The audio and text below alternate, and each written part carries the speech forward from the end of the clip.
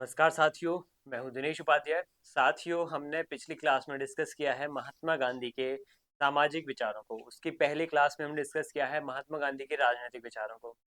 अगर आपने वो नहीं देखा है तो आप देखिए उनको, समझिए किस प्रकार के गांधी जी के राजनीतिक विचार हैं, किस प्रकार के गांधी जी के सामाजिक विचार हैं, समाज को, राजनीति को वो किस स्तर पर ले जाने की बात करते हैं। जो हमारी राजनीति है वो गांधीवादी राजनीति कैसी है, कैसे हमारा समाज जो है गांधीवादी समाज कैसे बन सकता है, कैसे होना चाहिए गांधीवादी समाज, उस तरीके की बातें वहां पे देखने को मिलेंगी। तो आप उन वीडियोस को देखिएगा। मैं आज हम जो ये वीडियो कर रहे हैं, इस वीडियो में या इस सेशन में हम डिस्कस करेंगे गांधी जी के आर्थिक विचारों को।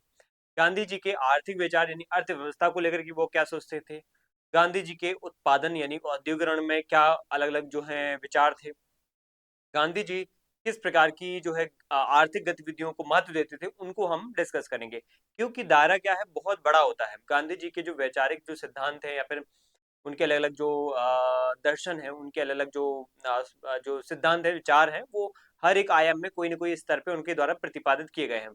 और प्रश्न कहीं ना कहीं इन सभी दायरों से पूछे जा सकते हैं, तो हमने यहाँ पे उनके आर्थिक विचारों को भी यहाँ पे रखा है। लेकिन महत्वपूर्ण तौर पे आपको राजनीतिक विचारों को ही इम्पोर्टेंस देना है। लेकिन समझना जरूरी है, क्योंकि आर्थिक विचार भी कहीं राजनीतिक जो है तत्वों से जुड़ते हैं। सबसे पहले एक बात आपको पता होना चाहिए, गांधी जी के जो आर्थिक विचार है वो किस तरीके से हैं। गांधी जी के जो आर्थिक विचार है उनमें कुछ खास बातें आपको मिलेंगी देखने को। सबसे पहला है, आर्थिक विचारों में अर्थव्यवस्था कैसी होना चाहिए। तो गांधी जी के अनुसार अर्थव्यवस्था कैसी होना चाहिए, इसको लेकर के वो क्या सोचते हैं। दूसरी बात आती है गांधी जी की कि अलग अलग जो आर्थिक गतिविधियां हैं, अर्थव्यवस्था की जो विचारधारा है, अर्थव्यवस्था की जो प्रकृति है।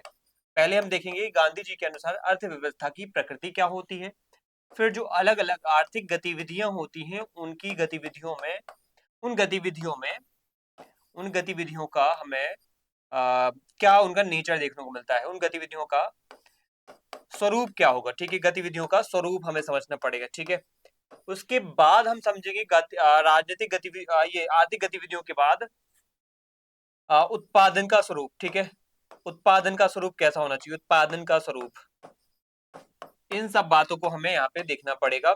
इनको अगर हमने समझ लिया तो गांधी जी के वास्तविक जो आर्थिक विचार है वो हम समझ पाएंगे। अर्थव्यवस्था को लेकर के ये कहते थे कि समाज जो है ना पूंजीवादी ना हो करके क्या होना चाहिए, पूंजीवादी विरोधी थे वो।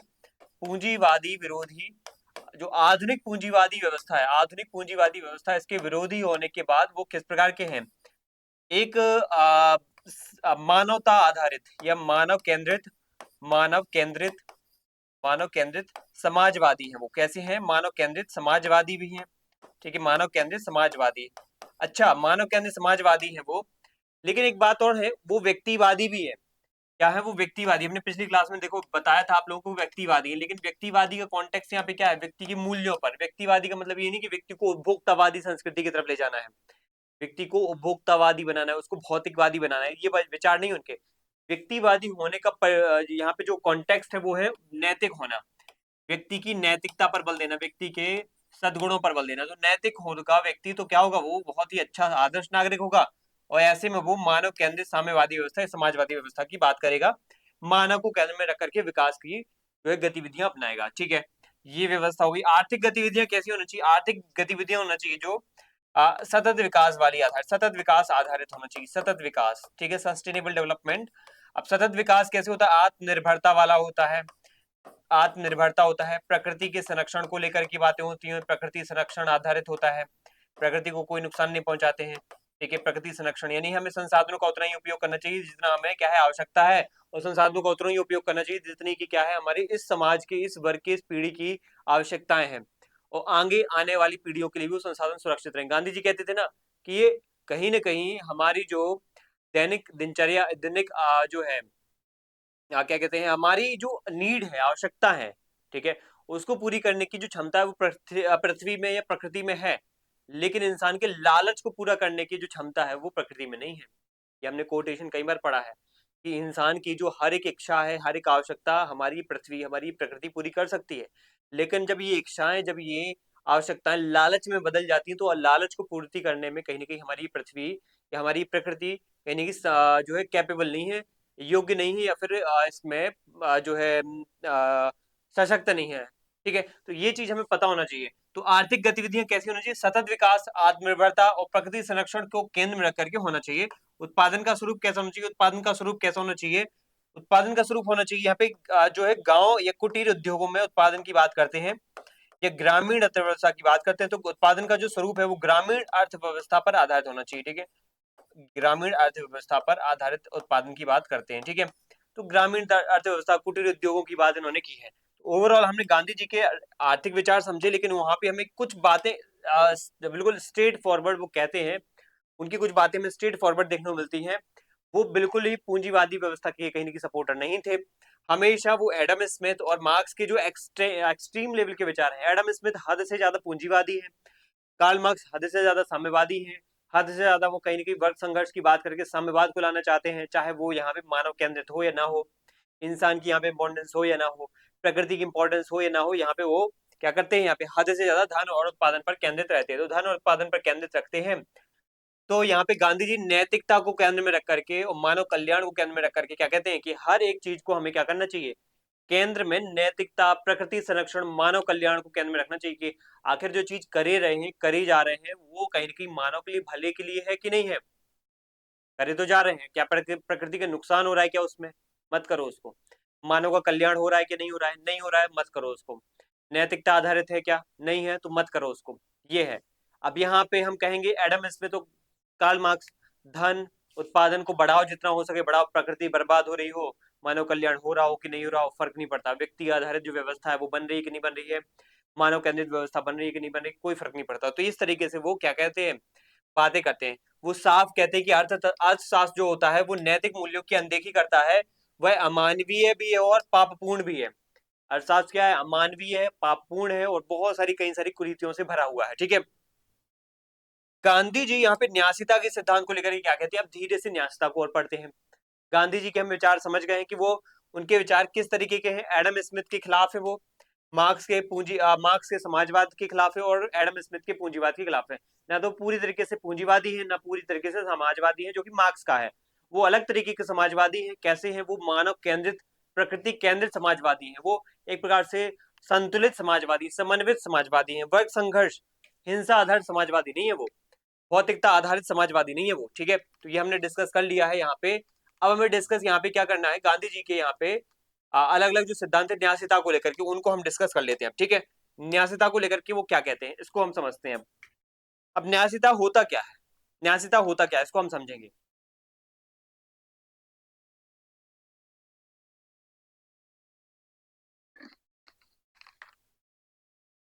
ठीक है, देखो जो न्यासिता होता है उसका मीनिंग क्या, थ्योरी ऑफ ट्रस्टीशिप। देखो ट्रस्टीशिप मतलब क्या होता है, ट्रस्टीशिप आप लिखोगे तो ट्रस्टीशिप में जो वर्ड है ट्रस्टी, उसका मतलब क्या होता है? ट्रस्टीशिप दो शब्दों से मिलकर बना है। एक तो होता है ट्रस्टी, ठीक है, जिसको मतलब बोलते हैं न्यास, ठीक है, हिंदी में कहते हैं न्यास। और दूसरा होता है यहाँ पे शिप, या फिर उसको हम एक प्रकार से बोल सकते हैं उसका एक क्या कह सकते हैं, उपसर्ग, प्रत्यय टाइप का लगा हुआ है, प्रीफिक्स सफिक्स टाइप का लगा हुआ है, कि जो न्यासिता के क्षेत्र में काम करता है तो ट्रस्टीशिप कहलाएगा, ट्रस्टीशिप का सिद्धांत कहलाएगा। ठीक है, तो ये व्यवस्था ऐसी है जो परोपकार को क्या करे, जो परोपकार को प्राथमिकता दे। ठीक है, परोपकार को प्राथमिकता दे। जो भी प्राथमिकता देने का मतलब ये होता है कि वो पहले रखता है परोपकार को। वो काम हर प्रकार के करता है, लेकिन उसका हर काम करने के पीछे जो उद्देश्य होता है, उसका जो लक्ष्य होता है, वो होता है परोपकार करना। ठीक है, जैसे एक उद्योगपति, उदाहरण के तौर पे आप समझो उद्योगपति, हम उदाहरण के तौर पे लेते हैं फैक्ट्री का, इंडस्ट्री का कोई मालिक है, उद्योगपति है। तो उद्योगपति, बिजनेसमैन जो है वो अपनी संपत्ति को या फिर उद्योग को लगा रहे हैं, उद्योग को लगाया। ठीक है, अब उद्योग को लगाने के बाद वो क्या करते हैं, उससे क्या कमाते हैं, कमाई करते हैं, प्रॉफिट कमाते हैं, कमाई करते हैं, मुनाफा कमाते हैं। तो मुनाफा कमाने के बाद वो उस पैसे का यूज कैसे करेंगे, पैसे का यूज करने की प्रक्रिया को हम यहाँ पे ट्रस्टीशिप में कन्वर्ट करेंगे, कहलाएंगे या कहेंगे। ठीक है, इस मुनाफे का यूज कैसे करना है आप समझ रहे हैं। यहाँ पे गांधी जी कहते हैं कि मुनाफे का यूज आपको किस तरीके से करना चाहिए। गांधी जी कहते हैं कि जो मुनाफा है ना, वो मुनाफा आपने किससे कमाया है, मुनाफा किससे कमाया है, मुनाफा आपने कमाया है लोगों से। ठीक है, किससे कमाया है, लोगों से। कहीं ना कहीं आपने प्राकृतिक संसाधन भी यूज करे हैं, तो प्रकृति से भी आपने मुनाफा कमाया है। आपने प्रकृति से मुनाफा कमाया है और लोगों से मुनाफा कमाया है। तो एक व्यक्ति का कर्तव्य क्या होना चाहिए? उसने यहाँ पे जो भी उद्योगपति ने उद्योग से मुनाफा कमाया, उसने कुछ ऐसे तरीके बस अपनाए हैं, तरीके उसके हैं, लेकिन उसने जो संसाधन यूज करे वो प्रकृति के हैं। उसने जिनका धन, जिनके माध्यम से मुनाफा कमाया वो लोग हैं, जिनका उपभोग हुआ है वो लोग ही तो है। तो इनके माध्यम से मुनाफा कमाया है। अब यहाँ पे काम की बात ये है सर कि मुनाफा तो कमा लिया, अब आपके पास यहाँ पे खर्च क्या है, समझना पड़ेगा कि खर्च क्या है उस व्यक्ति के पास। तो खर्च को लेकर के दो बातें समझो। एक व्यक्ति खर्च को लेकर के दो चीजें लिखता है, एक तो होता है वो अपने दैनिक खर्च करता है, दैनिक खर्च, और एक होते हैं आपके ऐश आराम वाले खर्च, यानी आपके जो है ऐश्वर्य वाले खर्च, ऐश्वर्य मतलब लग्जरी वाले खर्च। तो एक व्यक्ति को गांधी जी कहते हैं अपने दैनिक खर्चों को प्राथमिकता देकर के सिर्फ पैसे को यही खर्च करना चाहिए। ऐश्वर्य वाला खर्च सबसे घिनौना होता है, सबसे घटिया होता है। ये क्या होता है? ऐश्वर्य वाला खर्च घटिया होता है, ये राक्षसों की प्रवृत्ति का होता है, और यही है उपभोक्तावादी संस्कृति जो कि पश्चिम सिखा रहा है हमें। ये भारत की संस्कृति नहीं है। उपभोक्तावादी संस्कृति क्या है? चीजों को यूज करो, ऐशो आराम में रहो, ठीक है, एकदम भोगों में लिप्त रहो, संलिप्त रहो। ये भारत की संस्कृति नहीं है। अगर है भी तो यहाँ पे हमें इसको त्यागना चाहिए, क्योंकि ये हमें कहीं ना कहीं आलसी, हमें बहुत ही एक नकारात्मक प्रवृत्ति का इंसान बनाती है, राक्षस प्रवृत्ति का इंसान बनाती है। हमें अपने सिर्फ दैनिक खर्च खर्च जो बिल्कुल अत्यंत आवश्यक वाले खर्च है ना, उन पे फोकस करना चाहिए। तो जो अत्यंत आवश्यक हो, मोर इम्पोर्टेंट, मोर नीडी वाले रिक्वायर हो, जो बहुत ही इंपॉर्टेंट रिक्वायरमेंट जिनकी हो, उनको हमें पूरा करना चाहिए। उन खर्चों पे हमें पैसा खर्च या पैसा लगाना चाहिए। इन ऐश्वर्य वाले खर्चों पे मत करो पैसा खर्च, ठीक है? तो ये गांधी जी ने कहा। अब दैनिक खर्च में हम जनरली कितना पैसा खर्च करते हैं, चाहे उद्योगपति हो चाहे साधारण सा व्यक्ति हो, चाहे कोई उद्योगपति हो चाहे गरीब हो, ठीक है, कोई भी हो, सबके दैनिक खर्च होते हैं। वो दैनिक खर्च वो सबके समान ही होते हैं। एक व्यक्ति अगर गरीब है तो वो भी 5 से 6 रोटी खाएगा, ठीक है, चाहे महिला हो चाहे पुरुष हो चाहे बच्चे हो, 2-3 रोटी खा लेंगे। वही आप अमीरों में जाओगे तो वो भी यही 5 से 6 रोटी खा लेंगे, अधिकतम और खा लेंगे, एक साथ खा लेंगे, ठीक है। लेकिन कहीं खाने का जो एक मात्रा है वो एक जैसी ही रहती है। पहनने के लिए कपड़े ही पहनते हैं वो, ठीक है। कोई ऐसा तो नहीं सोने के आभूषण इतने ज्यादा पहनते हो, दिन रात सोने के आभूषण से ही उनकी ठंड मिटती हो या उनकी गर्मी मिटती हो, इस तरीके के आभूषण या इस तरीके के कपड़े पहनते हो, ऐसा तो नहीं, नहीं। कपड़े वो ही पहनते हैं, हाँ क्वालिटी में अंतर हो सकता है, ब्रांड में अंतर हो सकता है, ठीक है। तो ब्रांडों को लेकर के हाँ लोगों में एक लग्जूरियस ऐश्वर्य वाली भावना होती है। तो ब्रांड के अगर आप हटा दो पॉइंट वहां पे, तो कहीं ना कहीं कपड़ों का जो मूल्य है काफी हद तक समान ही रहेगा, चाहे गरीब हो चाहे अमीर हो। कॉटन के कपड़े आप खरीद रहे हो, कॉटन कपड़े गरीब खरीद रहे हैं या फिर अमीर खरीद रहे हैं, सब बराबर ही रहेंगे। थोड़ा सा अंतर है, हो सकता है 1000 या 1,00,000 का भी अंतर हो सकता है, लेकिन मुख्य रूप से 1000 का, 1000-2000 का अंतर हो सकता है, ठीक है। तो यहाँ पे उद्योगपति और गरीब को लेकर गांधी जी कहते हैं कि सब समान ही है, मुख्य रूप से समान दैनिक खर्च रखते हैं। अब ऐसे में समान दैनिक खर्च रखते हैं तो हमें यहाँ पे देखना ये चाहिए कि दैनिक खर्च सबके समान है, लेकिन इनके पास जो उद्योगपति है ना, इनके पास एक्स्ट्रा कुछ पैसा इकट्ठा हो गया। क्या हो गया है? एक्स्ट्रा पैसा इकट्ठा हो गया है, इन्होंने मुनाफा कमा लिया है। और किससे कमाया है? जनता से और प्रकृति से। तो इनका कर्तव्य क्या होना चाहिए? इनका कर्तव्य होना चाहिए कि इनको वापस से, इनको वो कर्तव्य निभाना चाहिए, वापस से वो कर्तव्य हेतु, वो कर्तव्य के रूप में वो पैसा किसको दे देना चाहिए? वो पैसा कर्तव्य के रूप में उसी प्रकृति को, प्रकृति के विकास, प्रकृति के संरक्षण और गरीबों के कल्याण में खर्च कर देना चाहिए। गरीबों के कल्याण में खर्च कर देना चाहिए, क्योंकि जो ऑलरेडी डेवलप है या विकसित है वो नहीं चाहते आपका पैसा, लेकिन गरीबों को बहुत रिक्वायरमेंट है आपके अतिरिक्त धन की। तो अतिरिक्त धन आप क्या कर दो? दान कर दो। ये गांधी जी का अतिरिक्त मूल्य का सिद्धांत, अतिरिक्त धन का सिद्धांत भी कह सकते हैं उसको। जैसे मार्क्स का है अतिरिक्त मूल्य का सिद्धांत, वैसे अतिरिक्त धन का सिद्धांत यहाँ पे ट्रस्टीशिप सिद्धांत को कह सकते हैं कि इसमें अतिरिक्त धन को क्या किया जाता है? गरीबों में परोपकार में खर्च कर दिया जाता है। जैसे आपने वर्तमान समय में CSR का नाम सुना होगा, कॉर्पोरेट सोशल रिस्पॉन्सिबिलिटीज। क्या कहते हैं? कॉर्पोरेट सोशल रिस्पॉन्सिबिलिटीज, यानी कॉर्पोरेट सामाजिक उत्तरदायित्व, निगमित निगम सामाजिक उत्तरदायित्व इसको कहा जाता है। इसमें बड़े बड़े कॉर्पोरेट्स, बड़ी बड़ी कंपनियां अपने मुनाफा का 2% क्या करती हैं? परोपकार, कल्याण, प्रकृति, पर्यावरण पे खर्च करती हैं, कि जिससे कमाया है उसका इतना हिस्सा इनको जाना चाहिए। जैसे स्कूल कॉलेजेस में हमने फ्री शिक्षा दिलवा दी कुछ गरीब बच्चों को, पेड़ पौधे का प्लांटेशन करवा दिया, उनका संरक्षण करवा दिया, कुछ हमने NGOs में फंड दे दिया। तो इस तरीके की चीजें इसमें इंक्लूड हो जाती हैं, ठीक है। अब ये व्यवस्था हमारे देश में ट्रस्टीशिप के अंतर्गत आती है। हमारे दिमाग में बैठ गया है कि हाँ, अधिक हमारे पास अगर कुछ जो है धन इकट्ठा हो गया तो हम उसको क्या करेंगे? हम उसको अनोखा आर्थिक विचार दिया है, उसमें पूंजीवाद समाजवाद के बीच में एक रास्ता इन्होंने निकाल करके दिया है। अब देखो गांधी जी के अगर ये विचार हम देखें, गांधी जी के अलावा हम अगर मार्क्सवाद का विचार देखें, तो मार्क्सवादी क्या कहते हैं? मार्क्सवादी यहाँ पे कहेंगे कि जो उद्योगपति है उस उद्योगपति को लेकर के क्या कहेंगे दोनों, ठीक है।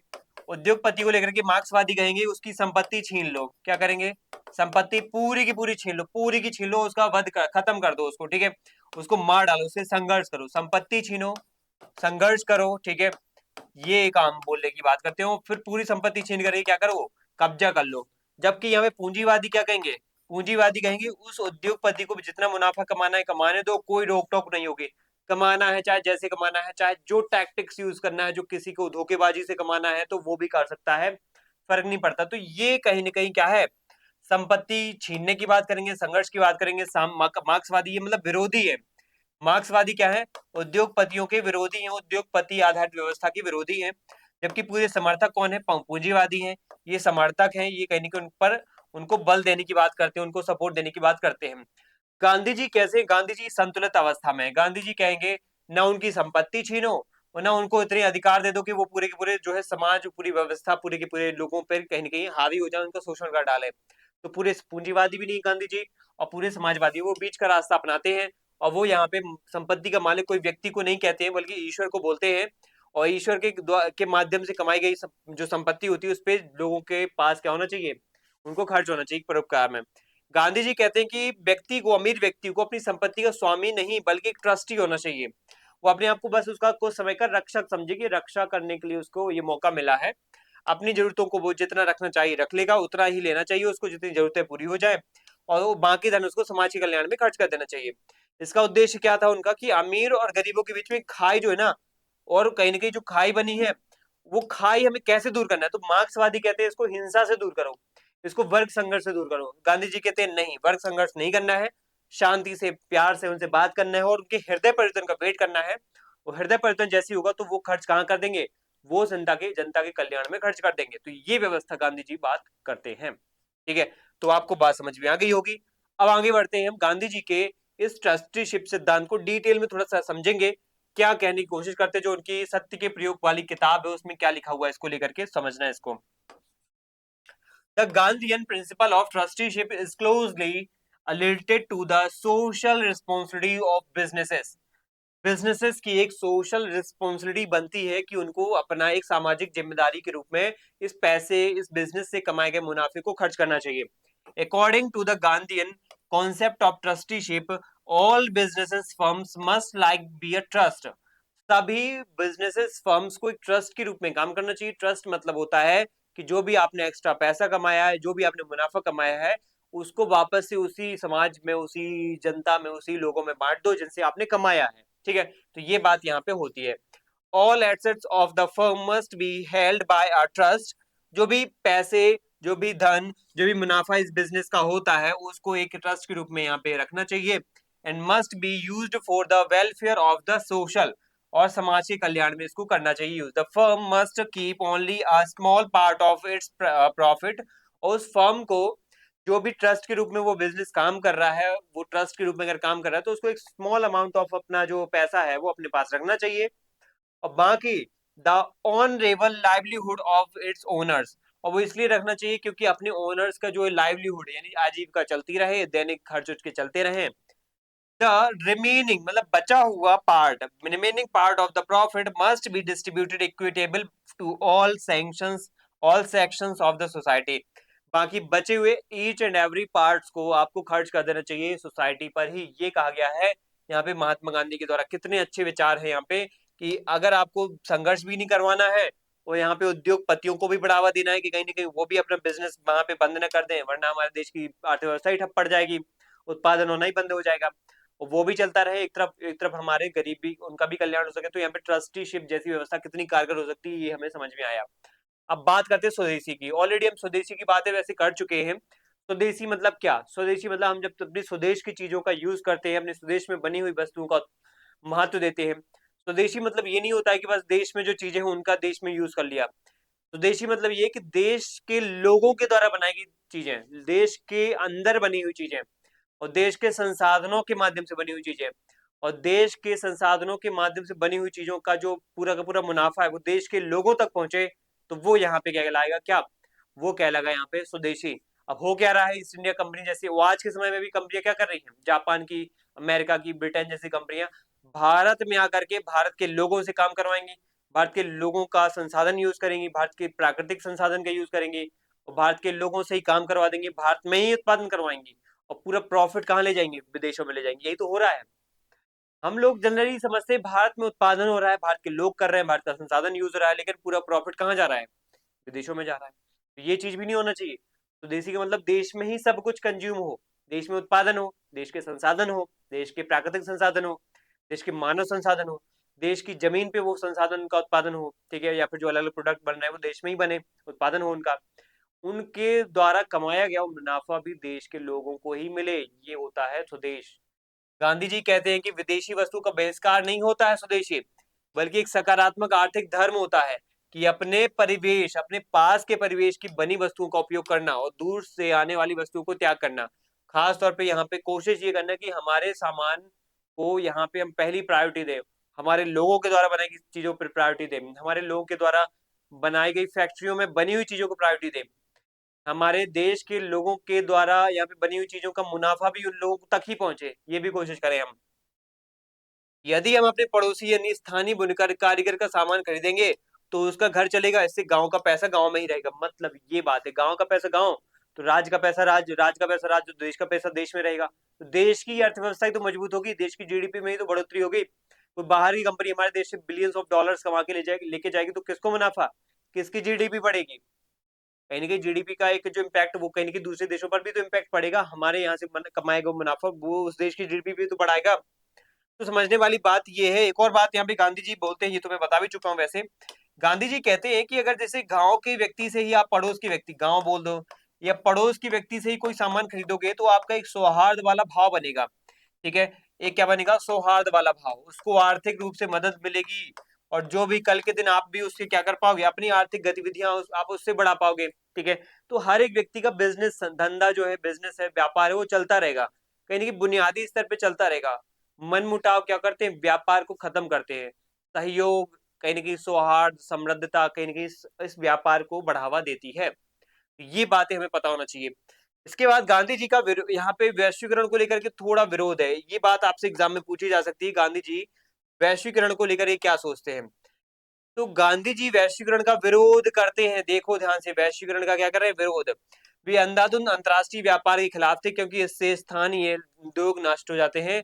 अंधाधुंध जो उद्योग होते हैं, वो व्यापार जो होता है वो क्या करता है, स्थानीय लोकल जो कुटीर उद्योग होते हैं, एमएसएमईज होते हैं, इनको खत्म कर देता है। एमएसएमई आप समझते हो, छोटे छोटे गाँव के उद्योग, छोटे छोटे गाँव की महिलाएं, पुरुष वगैरह, वो कारीगरी से कुछ ना कुछ अपनी शिल्प कला बनाते रहते हैं, उसको बेचते रहते हैं, तो उससे जो कमाई करते हैं वो छोटे कुटीर उद्योग होते हैं। तो उन्हीं को बढ़ावा देने की बात गांधी जी करते हो। वो कहते हैं वैश्वीकरण से इन सब का क्या होता है, विनाश हो जाएगा।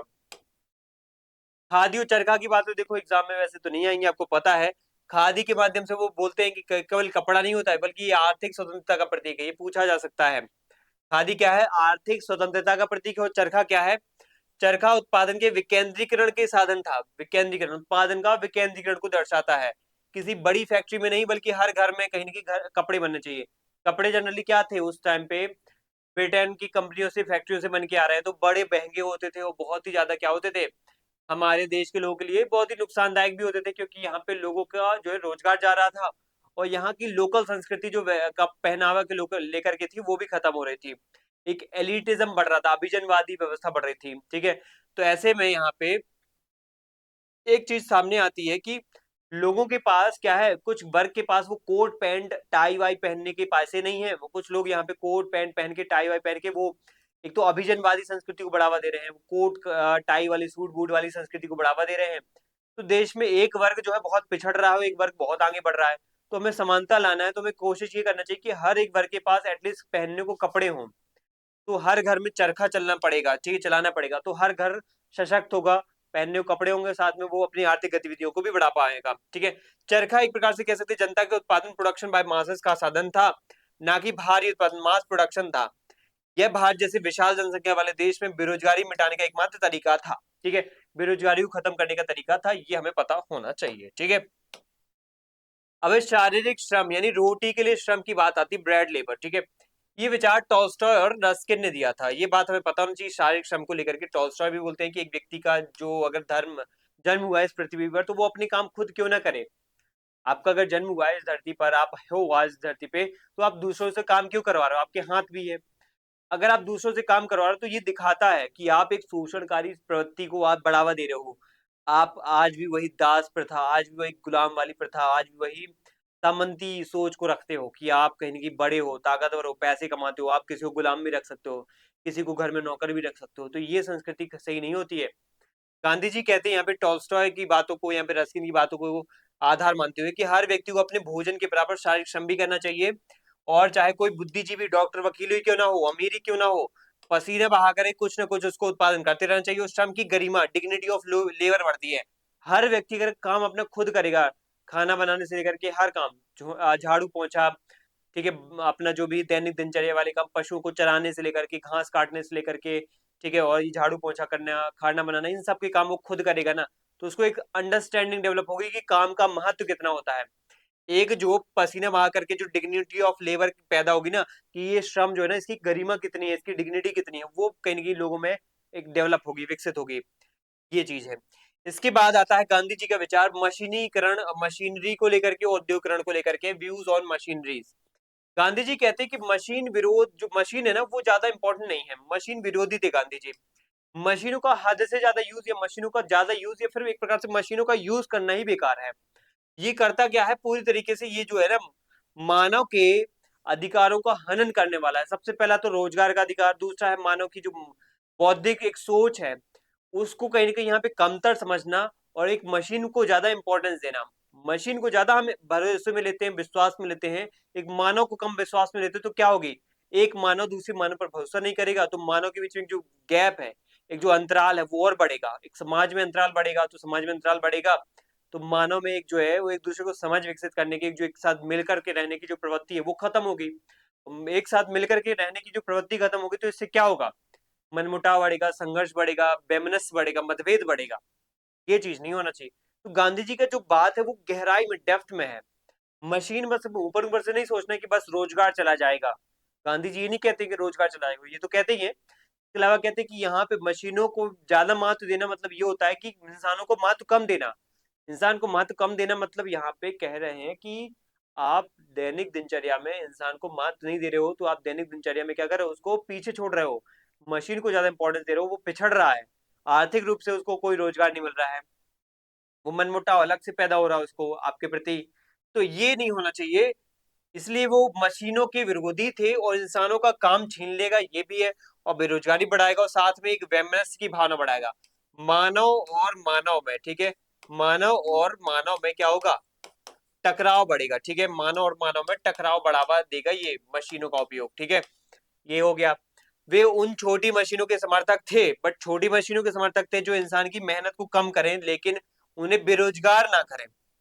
बेरोजगार अगर कोई मशीन कर रहा है, तो मानव के अंदर एक मानसिक जो एक बहुत बड़ा प्रेशर क्रिएट होता है, वो बहुत खतरनाक होता है। उसको बुरी आदतों की तरफ, बुरे अपराधों की तरफ भी ले जाता है, तो ऐसे में समाज विकृत होता है, समाज बर्बाद होता है हमारा, ठीक है। चोरी, अपराध, ठीक है, ये सब हत्याएं वगैरह बढ़ती हैं, तो इन सब चीजों को रोकना चाहिए। हाँ, उतनी मशीनों का यूज करें जो हमारे लिए कहीं कहीं यहाँ पे यूजफुल हो, हमारे काम को कम करे। रोजगार न छीने। सिलाई मशीन, चरखा, ये सब हमें मशीनें यूज कर लेना चाहिए, ठीक है। इसके बाद गांधी जी कहते हैं, मैं मशीनों के खिलाफ नहीं हूँ, मशीनों के प्रति पागलपन के खिलाफ हूँ, और मशीनें इंसान के लिए होनी चाहिए, इंसान मशीनों के लिए नहीं होना चाहिए। जरूरत हमें इसलिए है मशीनों की, क्योंकि हमें जरूरत है मानव का काम कम कर सके। ऐसा नहीं कि मानव को काम से ही निकाल दे, ये मशीनों का यूज सही नहीं है,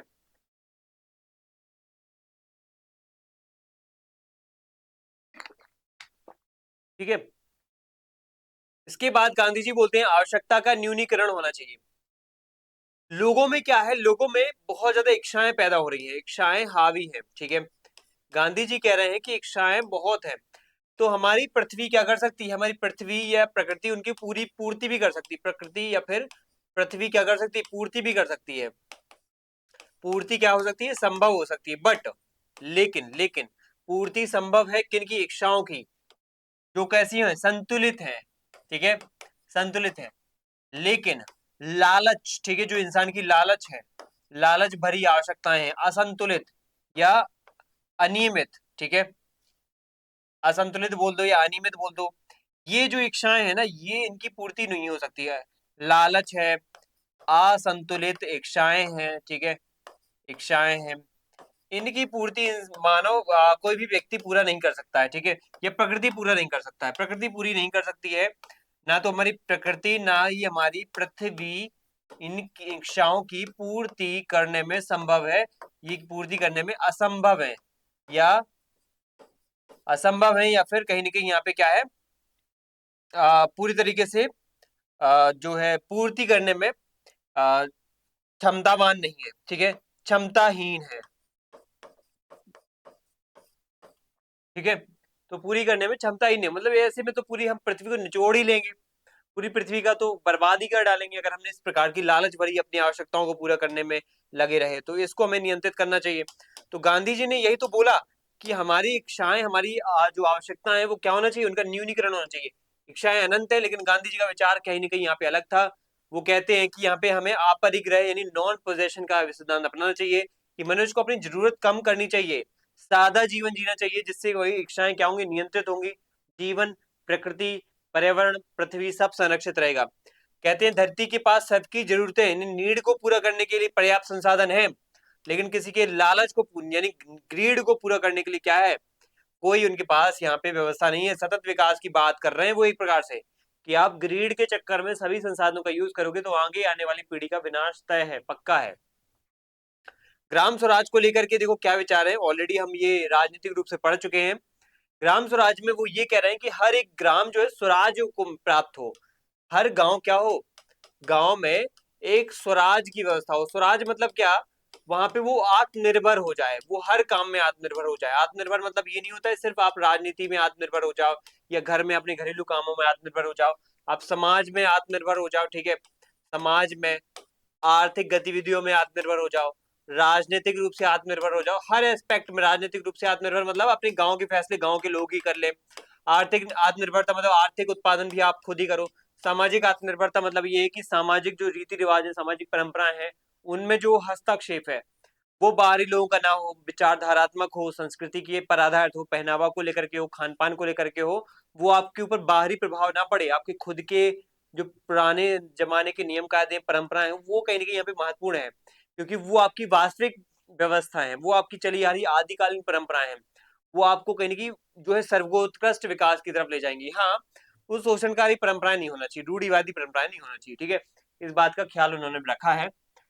तो ये बात हमें समझ में आ गई कि गांधी जी यहाँ पे हर गांव आर्थिक रूप से स्वतंत्र होना चाहिए, अपनी जरूरतों का यहाँ पे चाहे अनाज है, कपड़ा है, ठीक है, सब कुछ यहाँ पे खुद उगाना चाहिए, सब कुछ यहाँ पे सब्जी वगैरह यहाँ पे खुद उगाना चाहिए, सब्जी लिखा है यहाँ पे, ठीक है, सब कुछ खुद उगाना चाहिए, उसके बाद उसका उपयोग करना चाहिए। शहरों का विरोध करते हैं, शहरों को वो एक ऐसे केंद्र के रूप में मानते हैं कि शहर क्या होते हैं, शहर होते हैं औद्योगिकरण का केंद्र, जहां पे क्या होता है, जहाँ पे क्या होता है, शोषण को यहाँ पे क्या है महत्व मिलता है, शोषण करने के लिए ही लोग वहां पे रहते हैं।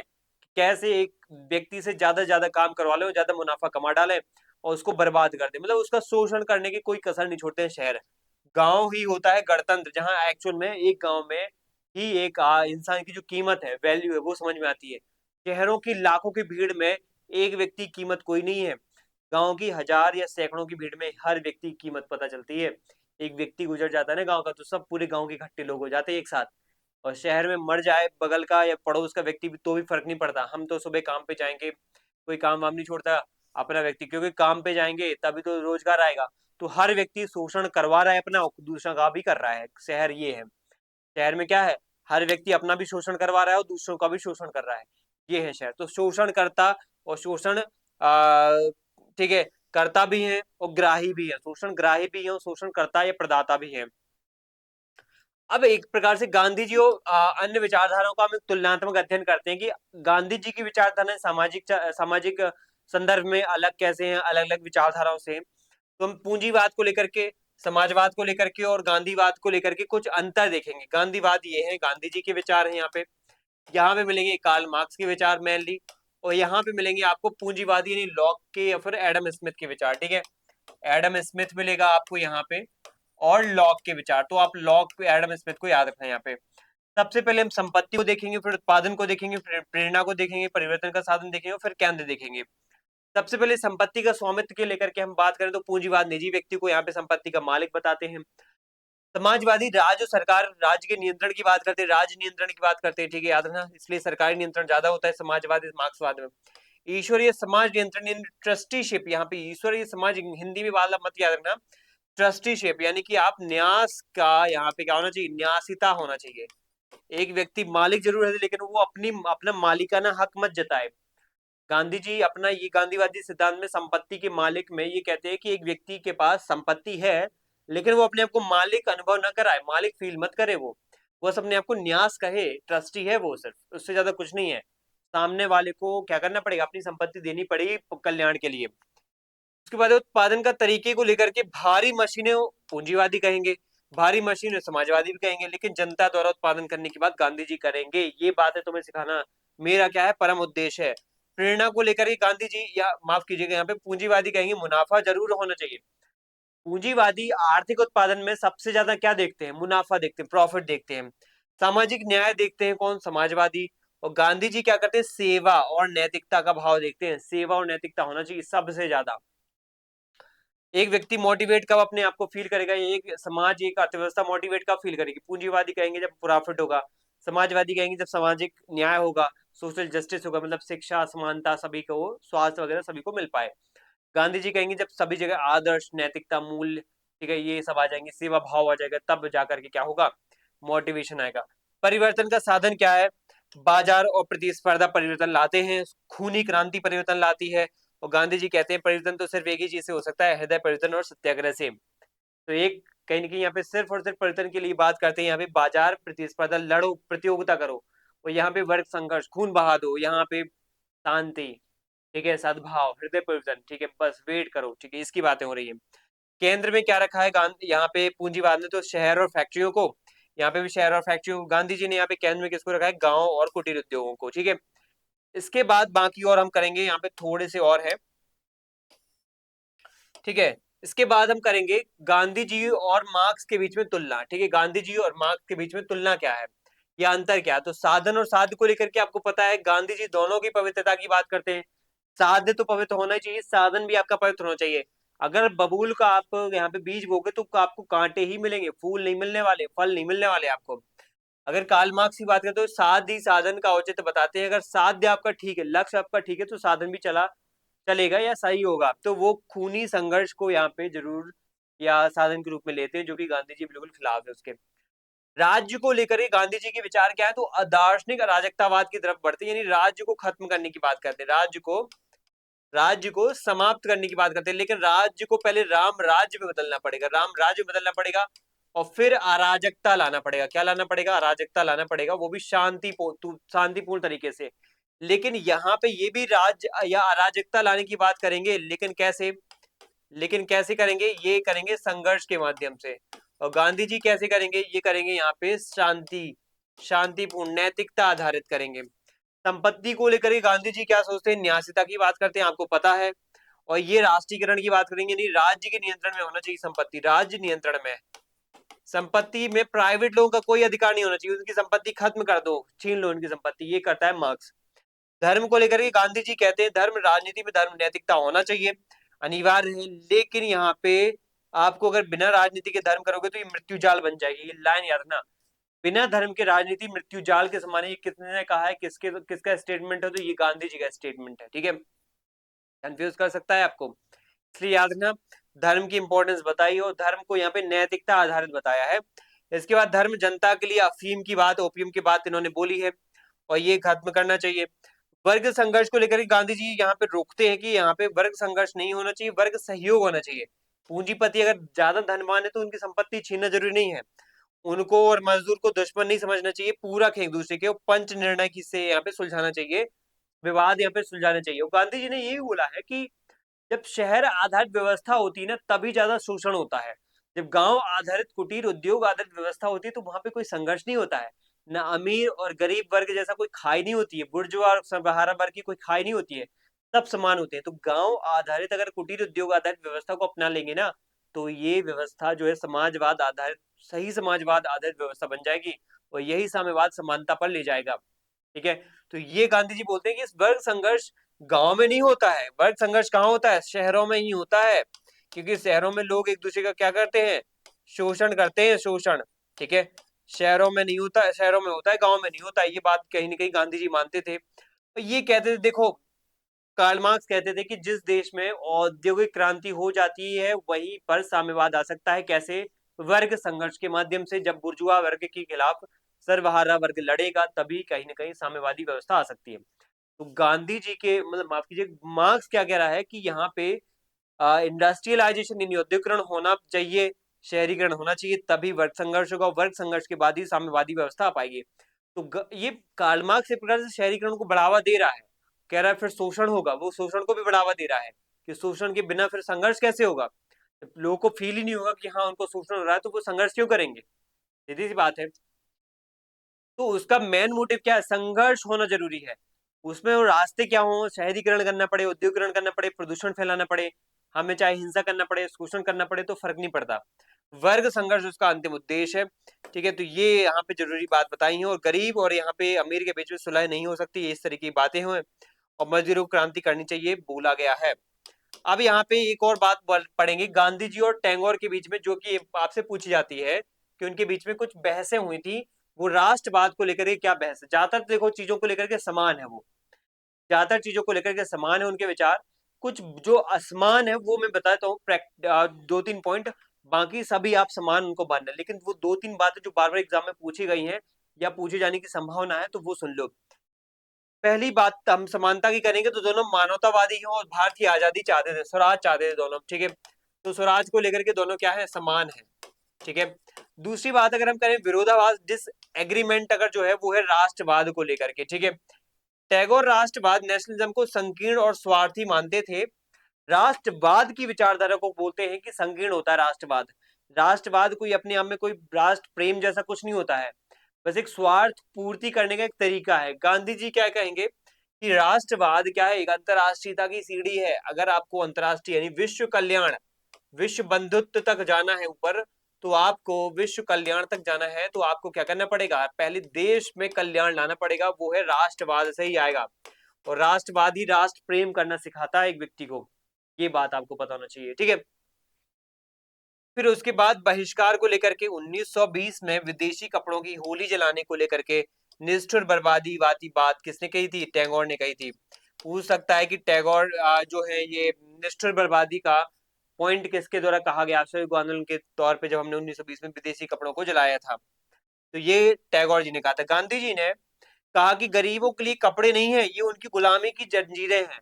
अगर इनको नहीं जलाया गया तो वो जंजीरों में जकड़े रहेंगे। मतलब एक प्रतीक है कि हाँ, यहाँ के उद्योग को चौपट कर दिया है, विदेशों से कपड़े बन के आ रहे हैं, ब्रिटेन से कपड़े बन के आ रहे हैं, वो भारत में लोग यूज कर रहे हैं, पहन रहे हैं, अपने को अभिजात बनाने की कोशिश भी कर रहे हैं। तो पूरा का पूरा पश्चिमीकरण हो गया है। भारतीय लोगों की भारतीयता ही खत्म हो रही है। और भारतीयता क्या है? हमारी आत्मा है। हमारी आत्मा ही खत्म कर दोगे तो हम कैसे जी पाएंगे? तो ऐसे में हमारे जो पिछड़े गरीब वर्ग हैं उनको कैसे यहाँ पे जीवन जीने का यहाँ पे जो है उद्देश्य मिलेगा? उनको उद्देश्य देना पड़ेगा, तो वो है हमें कपड़े जलाना ही पड़ेंगे। चरखे को लेकर के टैगोर कहते हैं कि चरखा चलाने से स्वराज नहीं मिलेगा, है ना। वो कहते हैं चरखा चलाने से कुछ नहीं होने वाला है, बुद्धि का विकास जरूरी है। और गांधी जी कहते हैं कि भूखे व्यक्ति के लिए रोटी ही भगवान है। चरखा उसे रोटी दे देगा तो फिर वो कुछ आगे चीजें सोच पाएगा। ये बात गांधी जी यहाँ पे कितनी गहराई से नोटिस करते हैं और किस मामले में यहाँ पे अलग अलग तरीके से दोनों के बीच में डिफरेंस मिलते हैं हमें देखने को। अब आप ये मत सोचना चरखा वगैरह पे क्वेश्चन आएगा क्या, ये बहिष्कार राष्ट्र। देखो, चरखे के माध्यम से आपको आर्थिक विचारों में एक अंतर देखने को मिल रहा है। गांधी जी आर्थिक विचारों को लेकर कितने प्रैक्टिकल हैं कि कुटीर उद्योग को बढ़ावा देने की बात कर रहे हैं कि व्यक्ति निर्भरता खत्म होकर के आत्मनिर्भर होगा, तभी तो वो अंग्रेजों के खिलाफ बोल पाएगा। जैसे आज मैं सरकार की नौकरी करूं, ठीक है, मैं एग्जाम गुरुजी में यहाँ पे पढ़ाता हूँ, यहीं की बुराई कैसे कर सकता हूँ? नहीं कर सकता हूँ। मान लो अगर कोई कमी दिखती है, नहीं करना भी नहीं चाहिए, कमी दिखती है तो मुझे आइडेंटिफाई करना चाहिए, बताना चाहिए। अगर आप सरकार में आगे जाकर काम करोगे तो आप भी नहीं बोलोगे, सीधी सी बात है। ठीक है, आप भी नहीं बोलोगे, मैं भी नहीं बोलूंगा, क्योंकि हमें पता है अगर हमने बोला तो वहां पे हमारी नौकरी जा सकती है, सीधी सी बात है। इसी प्रकार से एक व्यक्ति अगर सरकार के अंतर्गत या उनके तौर तरीकों के अंतर्गत बिल्कुल उन पर निर्भर होकर काम कर रहा है तो कभी बुरा नहीं बोलेगा सरकार के। लेकिन अगर जिस दिन आत्मनिर्भर बन गया वो, उस दिन वो खुल के विरोध कर पाएगा, वो खुल के स्वराज की मांग कर पाएगा। ये है गांधी जी के विचार, और ये नॉर्मल विचार नहीं है। और ये होगा चरखे जैसी चीजों से। छोटा सा चरखा है, तो कुछ लकड़ियों को, 4-5 लकड़ियों को जोड़ना है, वो इसमें पहिए-नुमा संरचना बनाना है, उसको सूत काटना है, धागा बनाना है और धागे से कपड़े बुनना है, बस हो गया। एक तो आत्मनिर्भरता आ गई और खुद के 2-4 पैसे कमा लिए और पेड़ बढ़ गया और फिर अंग्रेजों के खिलाफ आप बात कर सकते हो, बोल सकते हो खुल के। ये बात होती है, ठीक है? ये व्यक्ति की जो है ना, पढ़े लिखे बौद्धिक विचारों से युक्त व्यक्ति ही सोच सकता है। गांधी जी, इसलिए गांधी जी इतने महान हैं क्योंकि वो एक प्रक्रिया, एक पूरे पूरे निरंतर क्रम से वो आगे बढ़ रहे हैं, स्टेप बाय स्टेप आगे बढ़ रहे हैं। आप सीधा बोल दो कि देश के सभी लोग इकट्ठे हो जाएं और विरोध करें, अंग्रेजों को भगा दें, कोई नहीं आएगा आपके साथ, कोई नहीं आएगा। क्यों आएगा कोई? उनको पता है कि आज ये बोल रहा है, कल के दिन ये मर जाएगा या कुछ इसके साथ हो जाएगा, जेल में चला जाएगा, हमें रोजी रोटी कौन देगा? ये तो चला जाएगा। चलो, ये तो बड़ी बड़ी बातें कर रहे हैं, इनके पास तो बहुत बड़े संसाधन है, अपने घर परिवार को चला लेंगे। हमारे पास क्या, हम क्यों नौकरी छोड़े, हम क्यों अंग्रेजों की वस्तुओं पर जो है उनको बर्बादी करें? हमारे पास तो वैसे ही पैसे नहीं होते इन वस्तुओं को खरीदने के, हम कैसे जला देंगे इनकी वस्तुओं को, बताइए? तो वो चीज हमें समझना पड़ेगा। वो तब जला पाएंगे जब हमारे पास कुछ हाथ में होगा पहले से, ठीक है? इसलिए चरखे जैसी चीजें हमें क्या है, एक मोटिवेशन देती हैं, एक प्रेरणा देती हैं। ये बात हमें पता होना चाहिए। गांधी जी को पता थी, इसलिए उन्होंने पहले लोगों को आत्मनिर्भर बनाया। लोगों के पास पैसा आया, बोला अब तुम लड़ो अंग्रेजों के खिलाफ, मैं हूं तुम्हारे साथ नेतृत्व करने के लिए, लड़ो अब अंग्रेजों के खिलाफ। तो सभी ने धीरे धीरे हमने असहयोग किया, फिर सभी ने अवज्ञा किया, फिर भारत छोड़ो ये आंदोलन कर दिया। किसी से नहीं डरेंगे अब, ठीक है? तो ये बात हमें पता होना चाहिए। लास्ट में यहाँ पे महात्मा गांधी के बीच में अंबेडकर के बीच में एक डिफरेंस और देखेंगे। वैसे तो हमने पढ़ लिया है, ओवरऑल एक बेसिक एक रिवीजन टाइप का कर लेते हैं फटाफट। वर्ण व्यवस्था को लेकर के गांधी जी के विचार क्या है? तो वर्ण व्यवस्था को लेकर के समर्थक है, आदर्श श्रम विभाजन की बात बोलते हैं। गांधी जी क्या कहते हैं? वर्ण व्यवस्था आदर्श श्रम विभाजन है। फिर जातिवाद के विरोधी है वो। जातिवाद क्या होता है? जन्म के आधार पर बांटने का काम करता है, और जन्म के आधार पर बांटने का काम ये करता है कि छुआछूत बढ़ावा देता है, भेदभाव को बढ़ावा देता है, शोषण को बढ़ावा देता है। इसके विरोधी है वो। इसके अलावा डॉक्टर अंबेडकर घोर विरोधी है वर्ण व्यवस्था की, चाहे वो किसी भी प्रकार की हो, श्रम विभाजन की हो, कोई भी हो, नष्ट करना चाहते हैं वो उसको कैसे भी करके। अछूत निवारण को लेकर के गांधी जी के विचार ये है कि वो कहीं ना कहीं यहाँ पे हृदय परिवर्तन का वेट करते हैं। हृदय परिवर्तन के बाद क्या होगा? देखो, जो निचले जाति के लोग हैं, निचले समझे जाने वाली जाति के लोग हैं, या फिर जो छुआ जिनके साथ छुआछूत हो रही है, तो उनको क्या करना चाहिए? वेट करना चाहिए, इंतजार करना चाहिए। किसका? जो सवर्ण हिंदू है, ब्राह्मण हिंदू, पुरोहित हिंदू लोग हैं, जो ऊंची जातियों के हिंदू हैं, समाज के लोग हैं, उच्च जातियों के लोग हैं, उनके हृदय परिवर्तन का वेट करना चाहिए, गांधी जी बोलते हैं। तो गांधी जी इस मामले में थोड़ा ज्यादा ही आदर्शवादी हो गए हैं, और यहाँ पे पाप का प्रायश्चित वो करेंगे। धीरे धीरे हरिजन सेवक संघ के माध्यम से उनको उन्होंने इस तरीके से जागरूक करना शुरू भी किया, और बहुत सारे लोगों का हृदय परिवर्तन हुआ है। ऐसा भी नहीं है, साउथ इंडिया में हुआ है, नॉर्थ इंडिया में हुआ है, लेकिन अभी भी बहुत सारी जगहों पे अभी तक वर्तमान है, ये विद्यमान है छुआछूत की व्यवस्था। इसके बाद यहाँ पे बी आर अम्बेडकर बोलते हैं कि राजनीतिक अधिकार की बात करेंगे, कि अगर हमें अछूतों का निवारण करना है तो हमें कानून बनाना पड़ेगा, आरक्षण देना पड़ेगा, और पृथक निर्वाचन भी देना पड़ेगा। हृदय परिवर्तन से कुछ नहीं होने वाला, हृदय परिवर्तन से कुछ नहीं होने वाला। गांव की बात अगर हम करें, तो गांव को लेकर के गांधी जी यहाँ पे बिल्कुल क्या है, एक ग्राम स्वराज की बात करेंगे। अभी जो चीजें बता रहा हूँ, समानता वाली बातें तो नहीं है। आपको एक बात समझ में आ रही है? इन सब चीजों के लिए गांधी जी अलग सोचते हैं, अम्बेडकर बहुत अलग सोचते हैं, बहुत अलग है, उल्टे हैं, अपोजिट है यहाँ पे। ग्राम स्वराज के बिल्कुल समर्थक है गांधी जी, और भारत भारत गांव में बसता है, ऐसी लाइन बोल देते हैं गांधी जी। तो अम्बेडकर के दिल पे लगती है बात, कैसे बोल देते हैं गांधी जी गांव में बसता है। गांव आत्मनिर्भर ही और पवित्र होने चाहिए, जबकि अंबेडकर कहते हैं स्थानीयता का अड्डा ही ये गांव अज्ञानता, संकीर्णता, सांप्रदायिकता के अड्डे हो। दलितों के शहर, दलितों को अगर अपना उत्थान करना है ना, तो उनको शहर जाना ही चाहिए। शहरों में छुआछूत नहीं है, शहरों में क्या है, उत्थान के लिए बहुत सारे मौके, गांव में छुआछूत बहुत है, शोषण बहुत है। उसके बाद लोकतंत्र की बात करें, तो गांधी जी कहते हैं कि विकेंद्रीकरण यहाँ पे होना चाहिए, सत्ता गांव के पास होनी चाहिए। उसके बाद जो अम्बेडकर है वो कहते हैं संसदीय लोकतंत्र होना चाहिए, मजबूत संविधान के लिए हमें क्या करना पड़ेगा? संसदीय लोकतंत्र चाहिए, और केंद्रीय कानून ही दलितों की रक्षा कर सकते हैं। गांधी जी संसदीय लोकतंत्र के खिलाफ आपको पता है कितने थे, वहां बांझ वैश्या से तुलना कर देते हैं, जबकि अम्बेडकर इसके पक्ष में है। संसदीय लोकतंत्र के खिलाफ जाकर के गांधी जी विकेंद्रीकरण की बात करेंगे, और विकेंद्रीकरण में ग्राम पंचायतों को ताकत देने की बात करेंगे। ग्राम पंचायतों को ताकत दोगे तो हमारे राज्य ताकतवर बनेंगे, राज्य ताकतवर बनेगा तो देश, देश ताकतवर बनेगा तो विश्व ताकतवर बनेगा। तो ये बात बोली है, और एक व्यक्ति का यहाँ पे इंपॉर्टेंस बताया गया, व्यक्तिवादी है यहाँ पे। जबकि यहाँ पे अम्बेडकर जो है वो क्या है, संसदीय लोकतंत्र की बात करेंगे, प्रतिनिधि आधारित लोकतंत्र की बात करेंगे, आरक्षण की बात भी करेंगे। तो ये हमारा यहाँ पे आगे डिस्कशन होता है। उसके बाद उद्योगों को लेकर के क्या विचार है। अब हम जवाहरलाल नेहरू को लेकर के कुछ बातें पढ़ेंगे, ठीक है, गांधी जी के विचार जवाहरलाल नेहरू को लेकर के भी पढ़ लेते हैं, क्योंकि ये भी एग्जाम में पूछा जाता है।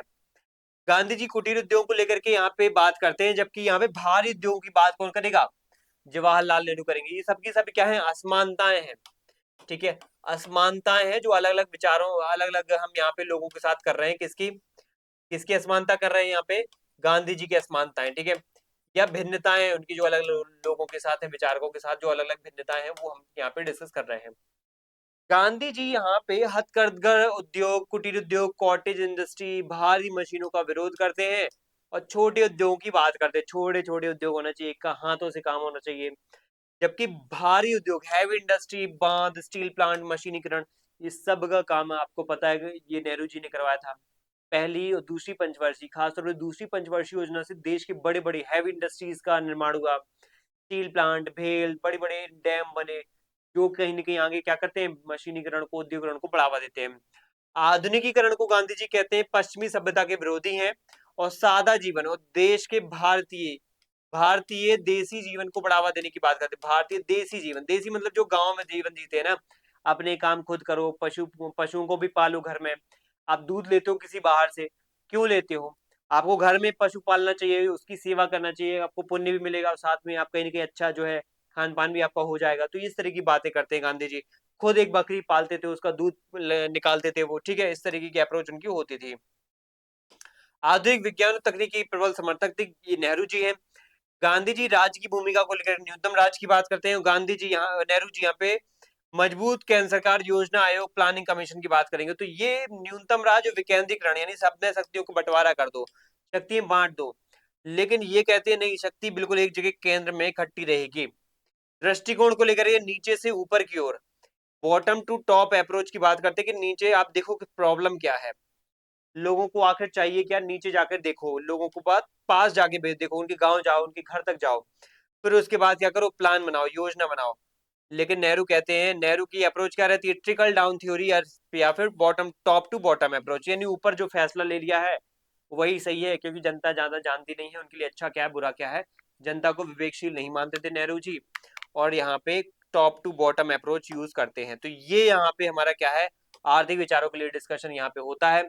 अब गांधीवादी विभिन्न विचारधाराओं में एक संश्लेषण अगर हम देखें, तो ओवरऑल हमने क्या सीखा, गांधी जी कैसे हैं, हमें क्या समझ में आया, हमारे इस चाहे राजनीतिक विचार हो, आर्थिक विचार हो, सामाजिक विचार हो, सबके माध्यम से हमें गांधी जी के मुख्य रूप से क्या हमें उनके जीवन चरित्र के बारे में पता चलता है, वो कैसे हैं आखिर, वो कौन है आखिर।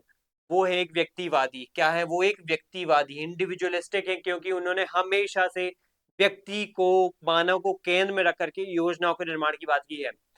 चाहे वो अर्थ की बात हो, चाहे वो समाज की बात हो, चाहे वो राजनीति की बात हो, हर जगह सर्वोदय की बात, सत्याग्रह की बात, हृदय परिवर्तन की बात करेंगे, हर जगह मानव कल्याण की बात करेंगे, मानव की आवश्यकताओं को यहाँ पे नियमित तरीके से पूर्ति करने की बात करेंगे, यहाँ पे मानव आधारित कल्याण, मानव आधारित यहाँ पे विकास की बात करेंगे, सतत विकास की बात करेंगे। और यहाँ पे आर्थिक रूप से या फिर सामाजिक रूप से हम कहेंगे मानव आधारित व्यवस्था की बात करेंगे, क्योंकि मानव को या व्यक्ति को उन्होंने साध्य माना है और राज्य को साधन माना है उन्होंने, ठीक है। इसके बाद यहाँ पे वो समाजवादी भी है, समाजवादी सोशलिस्टिक भी है, क्योंकि संपत्ति का उन्होंने, आपको पता है, संपत्ति के वितरण की बात उन्होंने की है, समान रूप से की है। चाहे आप राजनीतिक रूप से समाजवाद की बात देखो, जहाँ पे वो समानता की बातें करेंगे, राजनीतिक रूप से आपको समानता का विचार गांधी जी का आपको मिलेगा, आर्थिक रूप से आपको मिलेगा संपत्ति के यहाँ पे ट्रस्टीशिप का सिद्धांत मिलेगा, और सामाजिक रूप से आपको क्या मिलेगा, सामाजिक रूप से आपको मिलेगा जो सामाजिक न्याय है, ठीक है, चाहे शिक्षा हो, स्वास्थ्य हो, साथ में यहाँ पे कुटीर उद्योग वगैरह। और सबसे अच्छी बात है समाजवादी इसलिए है क्योंकि वो व्यक्ति, फिर उसके बाद परिवार, फिर उसके बाद समाज, फिर उसके बाद राष्ट्र, इसके निर्माण की बात करते हैं वो। उसके बाद यहाँ पे आदर्शवादी भी है, वो बहुत हद तक समाज, व्यक्ति को वो आदर्श या नैतिक मूल्य आधारित बनाना चाहते हैं, उस दिशा में आगे बढ़ना चाहते हैं और राम राज्य की स्थापना करना चाहते हैं, ये उनका उद्देश्य है। और व्यवहारवादी भी है, प्रेगमेटिस्ट भी है, प्रेगमेटिस्ट भी है, वे जानते हैं कि पूर्ण अहिंसा संभव नहीं है और बेहतर कायरता से बेहतर हिंसा को चुना। देखो ये लाइन क्या कहती है गांधी जी की, कितनी बेहतरीन लाइन है। गांधी इस मामले में पता चलता है कि गांधी जी प्लेटो जैसे कुछ ज्यादा ही हद से ज्यादा आदर्शवादी नहीं है, वो एक लिमिटेड आदर्शवादी है। वो व्यवहार में देखते हैं कि व्यवहार में हर जगह हिंसा अहिंसा अहिंसा को बोलते रहेंगे ना तो सही नहीं होगा। ठीक है, मान लो कोई सामने, अब तुम्हारे सामने कोई किसी की हत्या कर रहा है और तुम बोलोगे मैं उसको टच नहीं करूंगा, मैं उसको कुछ नहीं बोलूंगा क्योंकि ये भी तो एक हिंसा है। नहीं भाई साहब, ये कायरता है, इसको अहिंसा के उसमें मत तोलो आप। ये कायरता है, और कायरता हिंसा से भी बड़ी होती है, कायरता हिंसा से भी बुरी होती है। कायरता, और अगर हिंसा में चुनना हो तो किसको चुनना है? हिंसा को चुन लेना। कायरता और हिंसा में किसी को चुनना है तो हिंसा को चुन लेना। अगर एक सैनिक को बोला जाए कि तुम यहाँ पे हिंसा अहिंसा को चुनो, तो क्या वो अच्छा सैनिक बन पाएगा? क्या नहीं बन पाएगा। ऐसे में तो दुनिया की जो सुरक्षा व्यवस्था है, लॉ एंड ऑर्डर है, वो खत्म हो जाएगा। सीधी सी बात है। इसलिए गांधी जी बोलते हैं कि ये आदर्श व्यवस्था तभी संभव है जब हर एक व्यक्ति क्या सा हो जाएगा, अहिंसात्मक हो जाएगा। तुम्हारे अकेले के अहिंसात्मक हो जाने से तुम पूरा समाज नहीं बदल जाएगा। कोई तुम्हारे सामने अगर कोई बहुत ही गलत बुरे कृत्य कर रहा है, बहुत ही बड़ा गुनाह कर रहा है, तो तुम्हें उसको रोकना चाहिए। उसमें अगर हिंसा करना पड़े तो करो, कायरता मत दिखाओ। ये बात गांधी जी ने व्यवहारिक होके बोली है। व्यवहारिकवादी भी है तो व्यक्तिवादी, समाजवादी, आदर्शवादी और व्यवहारवादी भी है गांधी जी। ये है गांधी जी। तो ये हमारा डिस्कशन यहाँ पे खत्म होता है। आखिर हमने गांधी जी को समझा, गांधी जी आखिर कौन है, गांधी जी कैसे हैं, और गांधी जी के राजनीतिक, आर्थिक, सामाजिक विचारों को समझा। तुलनाएं हमने अलग अलग लोगों से की हैं, एक बार फिर से देखना सभी तुलनाएं। तुलनाओं से प्रश्न आपको बहुत कंफ्यूज करते हैं, इसलिए मेरी बात बिल्कुल ध्यान सुनो, बार बार वीडियोस को देखना, समझना, और डाउट आए तो डाउट भी पूछना है। ठीक है, तो मिलते हैं नेक्स्ट सेशन में, तब तक के लिए आपका बहुत दिल से धन्यवाद। अपना ख्याल रखिए, बहुत खुश रहिए। मिलते हैं नेक्स्ट सेशन में। जय हिंद, जय भारत।